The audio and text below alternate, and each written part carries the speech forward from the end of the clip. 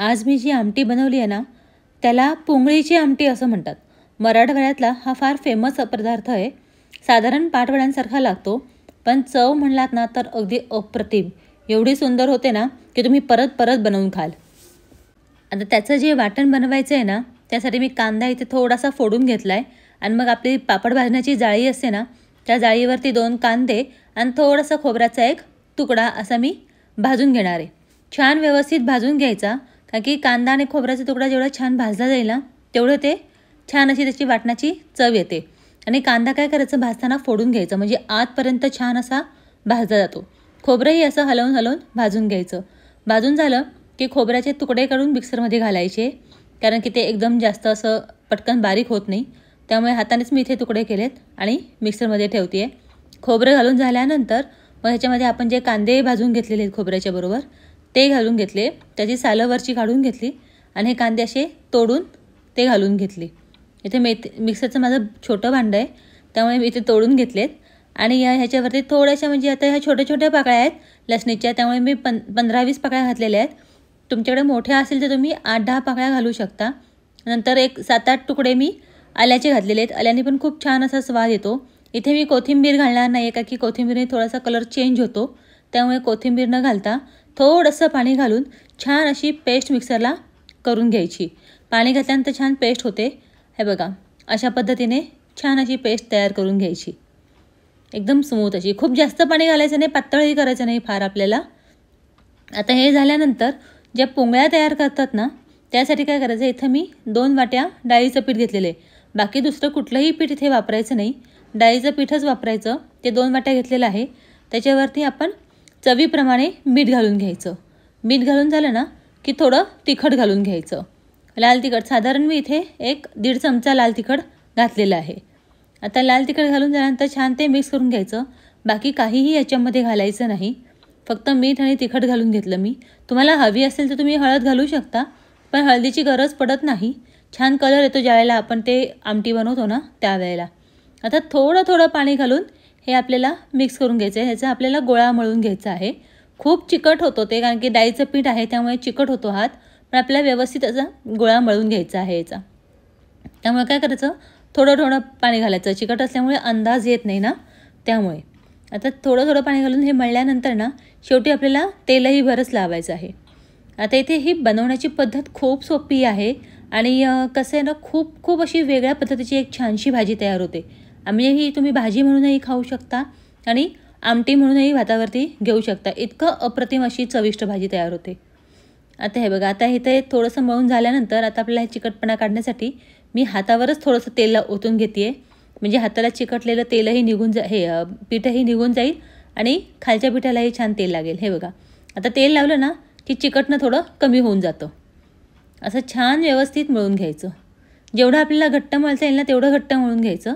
आता मळून झाल्यानंतर आहे ना, मग काय करायचं, कुकर म्हणते पोलपाट घ्यायचा आणि पोलपाटावरती थोडं तेल लावून घ्यायचं. आता हे तेलावरच लाटावं लागणार आहे, पीठ लावून इथं लाटलं जाणार नाही, कारण की डाळीचं पीठ आहे ते पोलपाटाला 100% चिकटणार.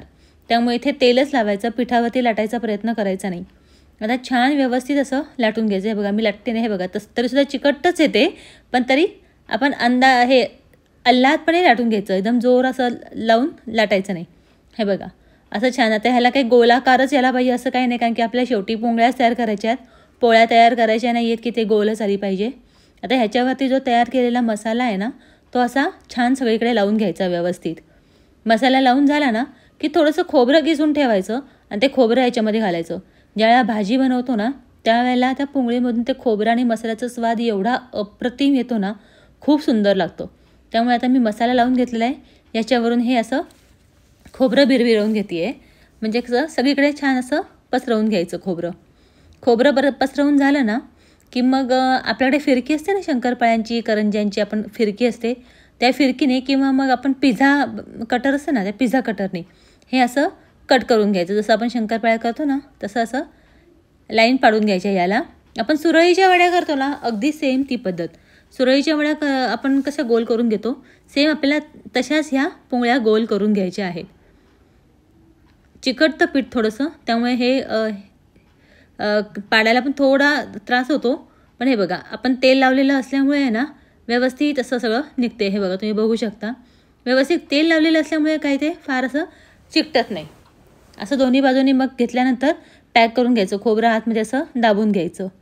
अशा सगळ्या ह्या आपल्या पोंगळ्या आपण तयार करून घ्यायच्या. तुम्हाला इथे आठवण करून देते, तुम्हाला जर माझ्या रेसिपीज आवडत असतील तर एक कमेंट नक्की करा. तुमची कमेंट आली की मला खूप खूप छान वाटतं. आणि तुम्ही कुठून माझी रेसिपी बघताय हेही मला सांगा, म्हणजे मला कळतं की माझ्या रेसिपीज कुठे कुठे बघितल्या जातात. तर हे बघा, हे आता छान अशा पोंगळ्या सगळ्या काढून घ्यायच्या. बनवायला अगदी अर्धा तासामध्ये ही भाजी तयार होते. पण ही भाजी तयार केलीच ना तर तुम्हाला वेगळी भाजी किंवा वेगळं वरण करायची गरज नाही. पोळीबरोबरही अप्रतिम लागते आणि भाताबरोबरही अप्रतिम लागते. एवढी सुंदर ही भाजी होते. तुम्ही एकदा नक्की अशा पद्धतीने ट्राय करून बघा. साधारण पाटवडी बनवतो ना त्या टाईपमध्ये होते ही भाजी. हे बघा, आता ह्याच्या सगळ्या करून घेतलेल्या आहेत. आता काय करायचं, आपल्याला फोडणी द्यायची आहे. तर फोडणीला जरा थोडासा हात सैल सोडायचा, म्हणजे तेलासाठी. कारण की तेल आपण कायम विचार करतो की कमी घालायचं, तेल कमी खायचं. पण ह्या अशा भाज्यांना मात्र तेल लागतं खूप छान. त्यामुळे जर आम्ही इथे 7-8 मोठे चमचे तेल घालून घेतलेले. नंतर ह्याच्यामध्ये 1 चमचाभर मोहरी घालून घेतलेली आहे. अर्धा चमचा जिरं घालून घेतलेलं आहे. हे घालून झालं, छान तडतडलं की मग ह्याच्यामध्ये कढीपत्ता घालून घ्यायचा. कढीपत्त्याचा अतिशय सुंदर असा स्वाद येतो. त्यामुळे कढीपत्ता घालून घ्यायचा. आता इथे टोमॅटो किंवा कांदा चिरून घालण्याची गरज पडत नाही. ह्याच्यामध्ये अर्धा चमचा हिंग आणि अर्धा चमचा हळद घालून घेतली. आता इथे 1 मोठा चमचा मी लाल तिखट घालून घेतलेला आहे. नंतर कलर छान यावा म्हणून 1 मोठा चमचा बॅडगी मिरची मसाला घालून घेतलेला आहे कलरसाठी. आणि 1 मोठा चमचा इथे कांदा लसूण मसाला घातलेला आहे. कांदा लसूण मसाला किंवा काळा मसाला, हा मसाला तुम्ही ह्याच्यात नक्की वापरला पाहिजे, त्याच्याने चव खूप छान येते. आता वाटण करून घेतलेलं आहे ना आपण मिक्सरमधून, ते थोडंसं आपण आपल्या पोंगळ्यांमध्ये लावलेलं आहे. बाकीचं सगळं ह्याच्यामध्ये घालून घ्यायचं. सगळं वाटण छान घालून घेतलं ना की एकदम मस्त एक 5 ते 6 मिनटं आहे ना परतून घ्यायचं त्याला तेल सुटेपर्यंत. खूप अप्रतिम असं, म्हणजे तर तुम्ही हे वाटण घातल्यानंतरच वास जो सुटला आहे ना घरामध्ये, सुंदर असा वास सुटला आहे, म्हणजे अगदी बाहेरपर्यंत वास जाईल इतका सुंदर वास येतो. इतकं छान असं हे वाटण तयार होतं. आता हे बघा, हे छान असं आपल्याला एक 5 मिनटं तरी परतून घ्यायचं आहे तेल सुटेपर्यंत. व्यवस्थित परतून घ्यायचं. जितकं छान आपण परतू ना तितका छान स्वाद येतो आणि तितका छान वासही मस्त येतो. हे बघा, छान असं परतून घ्यायचं. आता हे परतून झाल्यानंतर ना मग ह्याच्यामध्ये पाणी घालून घ्यायचं. आता इथे साधारण गरम पाणी घातलं जातं. तुम्ही गरम पाणी केलं नसेल तर गार पाणी घातलं तरीसुद्धा चालतं. आता मी इथे गार पाणीच घालते आहे. आता त्याच मिक्सरच्या भांड्यामधून मी गार पाणी घालून घेते. इथे तेल सुटलेलं आहे आपल्या वाटणाला, त्यामुळे आता इथे मी 1 मिक्सरचं भांडं जे आहे ना तेवढं पाणी घातलं. अजून थोडंसं, म्हणजे साधारण 1.5 वाटी पाणी मी इथे घातलेलं आहे. हे बघा, पाणी घातल्या घातल्या त्याचा कलर बघा कसा सुंदर असा एकदम लाल कलर ह्याच्यावरती दिसून येत असेल तुम्हाला. छान असा लाल कलर येतो. आपण कलरसाठी बॅडगी मिरची मसाला पण वापरलेला आहे ना, त्यामुळे कलर खूप अप्रतिम येतो. आता हे छान असं एक उकळी येऊ द्यायची. आणि लक्षात ठेवायचं, आपण ज्या पोंगळ्या बनवलेल्या आहेत ना किंवा बाटवडीसारख्या ज्या वड्या तयार केलेल्या आहेत त्या आपल्याला ह्याच्यामध्ये अशा गार पाणी असताना घालायचं नाही. ज्या खळखळून उकळी येते ना त्याच वेळेला घालायचं. इथे चवीप्रमाणे मीठ घालून घ्यायचं. आणि हे बघा, छान अशी भरपूर उकळी आलेली आहे. आता ही उकळी आल्यानंतरच मग आपण ज्या पोंगळ्या बनवलेल्या आहेत त्या ह्याच्यामध्ये घालून घ्यायच्या सगळ्या. ह्याचं नाव ते पोंगळ्या म्हणतात त्याला, पण आता ह्याला वेगळं असं नाव देता येणार नाही. ह्याला पोंगळ्याच म्हणाव्या लागतात, बाकी काही नाही. मराठवाड्यामध्ये ह्याला स्पेशली पोंगळ्यांची आमटी असंच म्हटलं जातं. हे बघा, आता सगळ्या ह्या पोंगळ्या ह्याच्यामध्ये घालून घेतल्या की ह्याच्यामध्ये आपण आतमध्ये मसालाही लावलेला आहे आणि खोबरंही घातलेलं आहे ना. खाताना तर खोबरं तर खूपच सुंदर लागतं आणि शिजतं पण, आणि खूप खूप सुंदर. आता इथे समजून कसं घ्यायचं की ते शिजलेलं आहे, तर आता मी घालते आहे ना तर ते पूर्ण खाली चिकटून बसते बघा, वर आलेलं नाही आहे. आणि ज्यावेळेला ते पूर्णपणे शिजेल ना त्यावेळेला ते हळूहळू करून वर येतील सगळ्याच्या सगळ्या, तेव्हा समजून जायचं की आपली भाजी तयार झालेली आहे. हे बघा, आता इथे थोडं थोडं करून त्या वर यायला लागलेल्या आहेत.